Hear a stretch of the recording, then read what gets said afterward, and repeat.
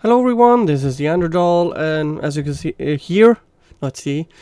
I'm still a little bit sick. I have a little bit of a cold, but I still want to cover what has happened the last few days, especially when it comes to Star Wars. And there are three articles, or three, should I say, incidents that have happened. And the first one was basically Anita Sarkeesian coming out of the woodwork to basically call the Mandalorian as misogynistic, or let's just read the article. Anita Sarkeesian doubles down, labels criticism of her attack on the Mandalorian and Jon Favreau as harassment. Of course, that's her whole shtick. Every time she just goes after something that is popular, that is getting buzz, and then she criticizes it and then plays the victim. That's her whole shtick, and she's only doing this now because she has been so irrelevant for such a long time that no one really cares what she's doing. Anita Sarkeesian is a self-labeled feminist media critic, doubled down on her attack of Jon Favreau and the Mandalorian by labeling those who called her out as harassers. Sarkeesian took to Twitter to play victim despite being the initial aggressor. See, this is her playbook. She wouldn't. This wouldn't actually work if the shell media actually would stop protecting her and call her out on her BS, but they won't. They are just going to continue. She would also continue to attack the show, insinuating it normalizes patriarchy. Of course it does. Let's see the tweet. Wow, nearly 3,000 replies because one woman voices her opinion that we shouldn't be at a point anymore where we just accept media that normalizes patriarchy. Cool. Everyone's having a normal one, I see. And here's the original tweet which she posted. Am I extremely tired, or is there not a single female speaking character in the first episode of The Mandalorian? See, this just proves she did not watch the episode. Taking a sip out of my warm beverage. The blacksmith is a female, and she spoke. And she would know this if she was paying any amount of attention to the episode or the story going on. It's not really that hard to follow. But because it's Anita Sarkeesian, either she is just saying this, or she doesn't really care, or she just ignored, or all of the above. I don't know. It's hard to know her. Yeah, I just find her reasons and her so-called criticism as BS. I gotta have missed something. Yeah, you missed something. In a subsequent tweet, she would drop the insinuation and double down on her attack of the Mandalorian, saying most media overwhelmingly centers men and perpetuates patriarchy. The Mandalorian is no exception. She then attacks the setting and the characters of the show because they involve men. Most mass media overwhelmingly centers men and perpetuates patriarchy. The Mandalorian is no exception. It wastes no time in establishing a patriarchal setting. The bartender is a man. The bar patrons are... Did you just assume their gender? Oh my, Anita. Did you just assume their genders? That's not good. The cab driver is a man. The first female we meet is the ship. Okay. It may introduce a few significant female characters later on. Great. It doesn't. The main or the, how should I say, the head of the Mandalorian, as I understand it, is the female blacksmith. So again, missing the point of the story. It doesn't change the fact it perpetuates and normalizes patriarchy. Oh my god. Because, of course it does. Well, we all accept patriarchy in our mass media without batting an eye. Speak for yourself. When someone calls it out, we get upset. I wonder why. Because it's BS. I'm not really sure how showing a space. Let's just cover her tweets instead of the article.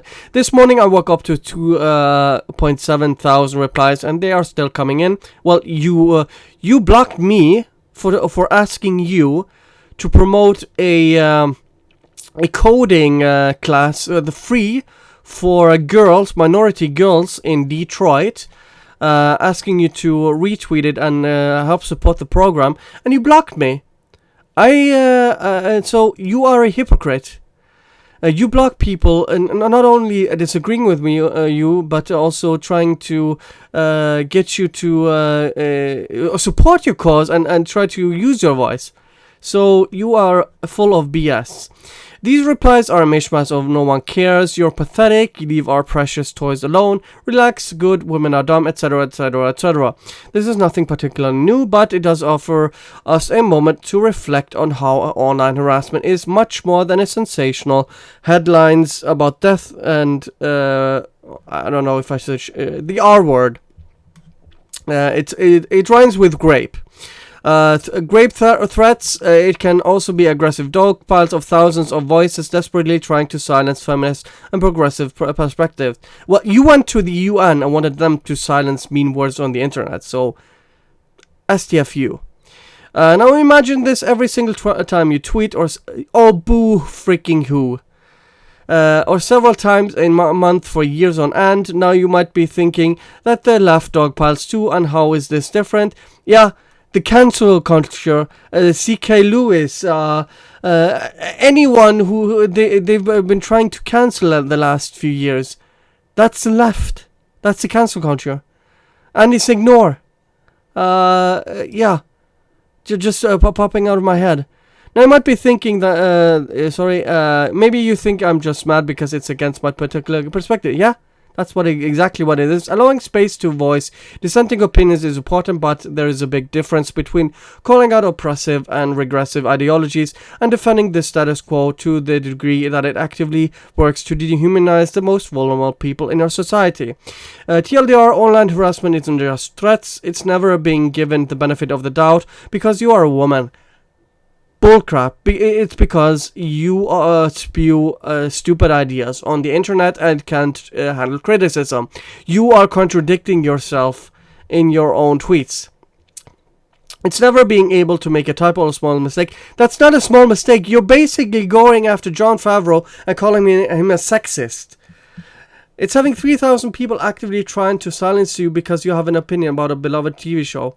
Well, you silence everywhere else where people are trying to criticize you, just saying. She also says, 10 barge. It's ironic, women, especially feminists, get accused of being emotional and angry and all of those things. When all we said was, hey, I noticed this thing and it's kind of a problem and I think it's really bad for our society. Except for that problem is made up, Anita. I guess Jon Favreau was like, well, if we just make all the vehicles female, like the ship and the blurg, then we're good, right? That's just the right amount of female. I just don't get it. I just don't get it. Then we also had the most recent clip. They fly now. From Star Wars, which they released a 30-second clip. I can't show it because they'll just flag the video. And they ignore the prequels. They also ignore the original trilogy, and they all ignore their own comics, because first of all they have jet troopers. In the prequels, the clone troopers have jets. You have Jango Fett. You have who else do you have? Boba Fett in the original trilogy. You even have Battlefront portraying this. And in Poe's own comic book, he meets jet troopers. And he's surprised that there are jet troopers. Does Pablo Hidalgo and the story group not realize their own canon? You can read all of these panels and criticisms on Bounding Into Comics. I'm gonna link it down below. but they have no clue of what they're doing, and they are also going after the Phantom Menace. Star Wars: The Rise of Skywalker, the director J.J. Abrams acknowledges the Phantom Menace. So it's from Esquire. From Matt Miller. Over the last couple of years, The Last Jedi came out. I've been writing a lot about the response to that movie and some of the toxic fandom around Star Wars in this new era. There are some fans who take issues with the filmmaking, of other fans who take issue with some of the more progressive themes. I'm curious, how do you watch the response to Star Wars movies change in this modern era compared to maybe prequel series, or how fans originally responded to them? So, what does Jar Jar Abrams have to say? I think that the bigger question is, how has everything changed? The reaction to Star Wars, the increased attacks, the increased negativity, the Phantom Menace, as they call it, that is not unique to Star Wars, obviously. And I think we live in a time where you're not being divisive if you're not creating something that's aversive, Quickbait, that's a new word. Sometimes you don't quite feel like you're playing the game. I always loved Star Wars because it's got a huge heart. If you love Star Wars, why did you ignore George Lucas? F you. Did you always believe in and agree with single thing that happened in every movie, whether it was the prequels or the original trilogy? No. Okay, but I do love Star Wars, yes. So for me, I hope, and I'm surely naively, we can return to a time where we give things a bit more latitude. We don't have to agree with every single thing to love something. I don't know anyone who has a spouse or a partner or any family member or any friend loves and agrees with every single thing that a person is and does. We have to return, I think, to nuance and acceptance. Well, stop calling me a sexist and a racist then. That would be a freaking start. Can you stop and can you go out and tell the media to stop this? But you won't, because you like to have your wife that's this whole runs this initiative for diversity and Me Too and all this. And you have no problem protecting yourself when it comes to the progressive agenda. So you're only saying this to try to please the Fandom Menace, fans that have been constantly criticizing for bad writing. And all we have heard, you called us sexist as well.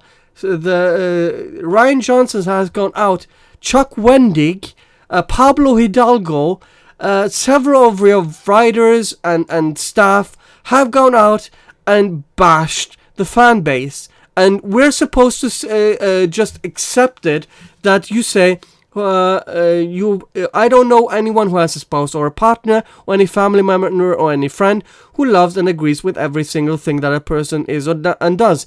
So why is that benefit of the doubt not given to us, you goddamn hypocrite?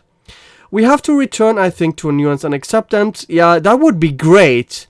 And so I feel like, as a Star Wars fan, I do love every single thing about each movies. No, but I do love Star Wars. Hell yes, I do. I will say that the passion of the fans and the highlight of the fandom, I think it's the more powerful than any one storyteller or a creature. Fans love it in such a religious way. Yeah, well, you created a carbon copy. You didn't love Star Wars. You ignored George Lucas. You are a terrible writer. You copied what came before you. You made him Mary Sue, and you butchered the original characters where you hid Luke Skywalker. You made Han Solo a deadbeat dad, and Leia was just a shell of her former self. That's my criticism. There are so many great ideas out there. I'm rooting for all of those people because they are all great storytellers who love this thing. Yeah, well, maybe you should hire them and also listen to George Lucas. Just look at what The Mandalorian is doing. People who love Star Wars and know what they're doing and listening to George Lucas. Jesus freaking Christ. Well, who are postulating what this might be or something might mean. Those are all people who are deeply invested. But truly what the Fandom Menace is a group of people that have come together, that have similar ideas of what... Actually, no. The Fandom Menace is just... There are plenty of people in the Fandom Menace that loved, like, let's say, Jeremy from Geeks and Gamers. He loved The Force Awakens. I did not. I hated it. The issue we have is... If Ryan Johnson had taken his hands up and said, sorry, my bad, I did a bad movie, I'm going to try to fix it, I'm going to collaborate with Colin Trevorrow, etc., etc., or Jar Jar Abrams. But he didn't. He came out and swinging and called his fans man babies and other words. That's what... and Lucasfilm did nothing. Kathleen Kennedy did nothing. Or what they want to see out of entertainment industry, but we also have our own opinions, and we don't hold each other accountable for your opinion. We don't determine what you think and how you think. Yeah, but you only invite people who love Star Wars to your premieres, and anyone who has a dissenting opinion, you don't invite them. That's an echo chamber. So you're lying again on what you're supposed to be like. It just seems that the majority of us don't like The Last Jedi. As a filmmaker working on episode 9, amazingly nothing that he did in Last Jedi got in the way of things. Bull BS. That we had talked about the thing about wanting to do down the line, ideas that I had about where things might go, so it wasn't like his story somehow derailed the things that I wanted to pursue. In fact, strangely, they might have even helped strengthen them, because we got to make some choices that sort of take advantage of the fact Ryan hadn't done the things that we were thinking about doing. Yeah, maybe you should have done all the movies and used George's script. Or maybe you should have had a plan. I just yesterday finished this thing, so it's a bit like asking someone at the end of a meal, French Laundry, you know, if they want to get a burger. It's like, you know, I'm sure that one day having a burger would be the greatest idea in the history of time, but in this moment I'm full. So yeah, that's basically me covering Star Wars and what's happened lately. Thank you guys for watching, and see you guys next time. Bye.